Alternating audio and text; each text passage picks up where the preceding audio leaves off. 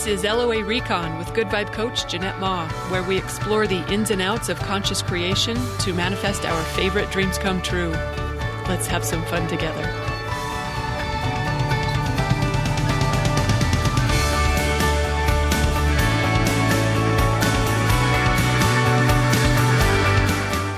Welcome and thank you for joining me for another episode.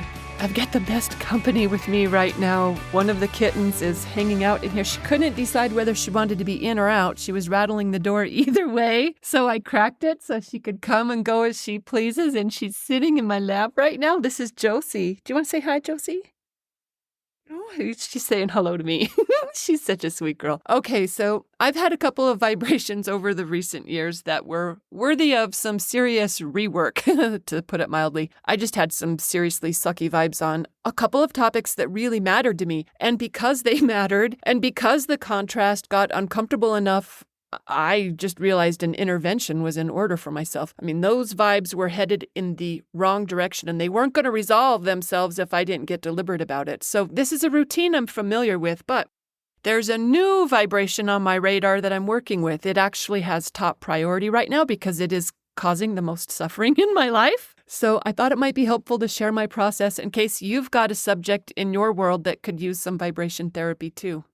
The ones that I've worked on before and actually continue to work on in some cases are my vibration of support, specifically in business, like the kind of help that I get. Also, my technology vibration, and that applies to more than just my business, but also personal life, and also my IRS vibration. I've used a variety of methods to find a better vibrational signal on those subjects, including flashcards and pray rain journaling and affirmations, etc. But I'm playing with a new approach for this new subject that I thought might be worth sharing. It's my neighbor vibration. And the reason it's getting my best attention is because it has just been the source of a lot of contrast lately. And normally, neighbors are my joy. They're like the easiest to enjoy aspect of my life. Okay, that's exaggerating a little. Not the easiest to enjoy, but pretty easy. I normally got neighbor love in abundance.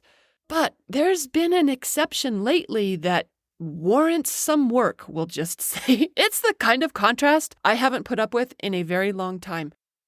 And as I see myself and I feel myself struggling with it, I just know that I needed to get serious about upgrading it because where I was headed with it was not pretty. We were not just where we were headed, it's where we were. We had arrived. It was ugly.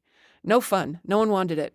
I'm not even going to tell you all the backstory that brought me there because, number one, I'm not allowed. But really, I've told it enough times to enough people that it is time for me to be done with it. Abraham's tip is stop beating the drum if you don't want more of it. Yeah, I've been beating the drum enough.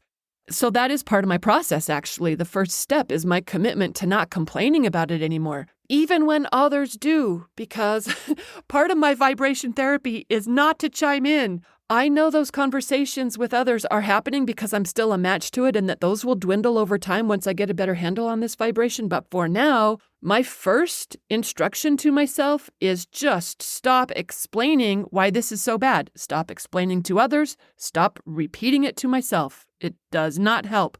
So that's the first upgrade I'm giving myself. Just stop marinating in the negative. I'm just not allowed to complain about her anymore. And that's actually what I straight up say to other neighbors who want to talk about it. I'll let them talk. I don't interrupt them, but I don't listen too hard. And when it's my cue to agree with them, I just say, you know what? I get it. I've been actually working on this. It's been bothering me way too much, and I've got to find a new approach because it is affecting my mood more than I want it to. And one neighbor, I even said, yeah, I started a whiteboard for this. And that neighbor had no idea what that meant. But I explained, this is just so out of control. I told them I needed to retrain my focus into something positive, and the whiteboard is helping me do that. So that was really my way of just saying, I'm getting in dangerous territory of letting this subject turn into a monster that I can't control anymore. So I'm getting on it before it gets any more out of hand. And the whiteboard, it's worked for me so well on other projects, I wanted to use it here too. And it used to be that where I would turn when something was really high stakes, I would turn to a pray rain journal. And I probably still would do that the next time I have something that really matters. But this particular vibration feels like it's at whiteboard level intervention. It's not quite a Pray Rain journal. It's been a while since I started a new Pray Rain journal, as a matter of fact. I'll toss out an entry now and again on a subject that I'm feeling shaky on, but I really do save that kind of journaling. That's where you write a page a day about what you want as if it's already happened. By the time you get to the end of your book, you will either have it or it'll be so close you can reach out and touch it. I save that for when it's like high level importance. Kind of like the way I save the Ferrero Rocher chocolates for emergency use and the Dove chocolates are everyday use. Okay, anyway, this vibration, this subject, it feels like whiteboard material. So it doesn't feel like an emergency, but it sure could be if I did not give myself an intervention soon.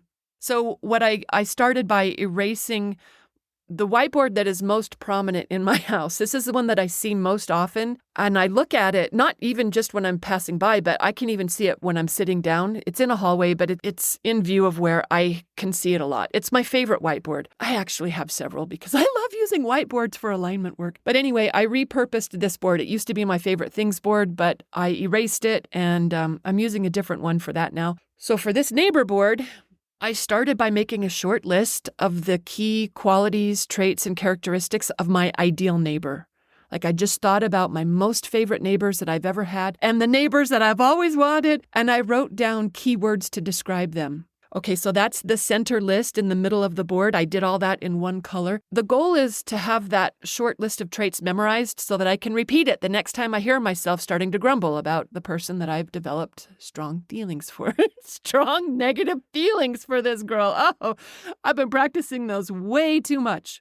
Okay, so I've got my list of ideal neighbor traits in the middle of this board, and then all around it, I'm filling it in with just short positive notes of like favorable neighbor interactions. Just whatever's happening in daily life, whenever a good neighbor thing happens, I write that on the board in a different color. So that is taking shape around this center list. Like when one neighbor stopped by to ask if I needed anything to go to the dump, or when another neighbor pulled over just to chat for an hour and a half for no reason, just saw me standing out in the driveway with the chickens and he pulled over to chat. I loved it. Or when another neighbor saw me in the parking lot at the grocery store and he hollered a hello at me. Or when I'm walking the dogs on the road and someone drives by and they're just all smiles and waves. And I know it's Winston that's making them so happy. I know it is. Everyone loves Winston.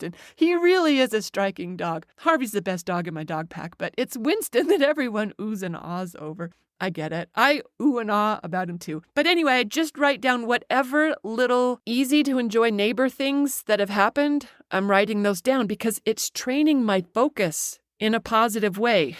And that's the key. It's training me to look for positive neighbor things. In fact, I saw another one right now before I just sat down to record. I've got another one to add to the board. My neighbor was out there communing with our chicken flock, helping everyone get along. She's just so good with those chickens. She's so patient. She gives them so much time when she's in town. She's really devoted to them. That's going on my board today. Okay, so the short list in the middle, and I've got like 7 or 8 things on there right now, but I kind of want to get it whittled down to 4 or 5, so it's just easy to bang out in a hurry, easy to remember when my mind is starting to grumble about whatever X, Y, or Z situation that I'm not allowed to repeat anymore because I've repeated it enough. There's no more benefit to be had from repeating it. If there was, I'd have gotten that benefit. I am way past venting for relief. I know that is a thing. It is possible. Sometimes we do feel better when we vent a little. Oh, I am way past that, y'all. The venting for relief turned into something that has actually taken form and is growing. It is not venting if it doesn't dissipate. This is adding to something seriously negative. So anyway, I can't do that anymore. So I've got this whiteboard that's shaping up. And, you know what I'm doing in addition to that? I'm also playing up the good parts whenever I can spot them with this particular neighbor. Like, whenever I get just a glimpse of something, if I can turn it into something positive, I do that because I know there are gifts in this. I know there are, because every moment of every day contains everything. That's what Abraham teaches. Every moment contains everything, and it's just a matter of what we choose to pull out of it. So it feels a little bit like a treasure hunt, kind of like the spelling bee, if anyone plays the spelling bee. I know there's a pangram in there. They give you 7 letters. Those 7 letters form at least one word. There might be more than one. So even when you find one, there might be more to find. So we know for sure that there's a word in this combination of letters. And if I keep looking, I'm more than likely going to find it. Maybe a few hints along the way will help me get there, but I'm not above hints if it comes down to that. And more often than not, I can find that hidden word. This feels a lot like that. Like I'm looking for the hidden word. Sometimes she feels like a really tricky pangram. Ooh, like today's. As a matter of fact, I have not found the word today. It's got a U in it and a Z and an M and an I and an E and a D. I can't remember all of them. I haven't found it yet, but I will. Okay, I don't always, but usually I do because we get what we look for. Same with this neighbor. If I look for the good things, if I look for the favorable there, I will find it because they exist. Just like sometimes you're looking at those letters and you're like, there's no way these form any word I have ever heard of. But you know what? They do. It keeps happening. Okay, sometimes it's a word I never heard of. But I know if we keep looking, we will find it. And then when we do, it'll seem so obvious. I'll be like, oh, duh. So I know there are gifts here. I know that there are positive, enjoyable, easy to appreciate things about her. Sometimes they seem hidden really well, but I'm good at this game. I'm good at finding what's to appreciate, what's to love, what's to enjoy. This is my forte. I'm reclaiming it on this subject of this neighbor. You know what? And sometimes, just like the way we play the pangram, sometimes you got to start small. Don't go for the whole big word. Start with the easy 4-letter words at first. They count and it'll help you get warmed up. So it might seem like a small thing to be able to appreciate something like, oh, she's not outside today, but it's a start. And once I got that one, you know what else I can find? I can find, you know what? She likes dogs. How bad can a person be who loves dogs?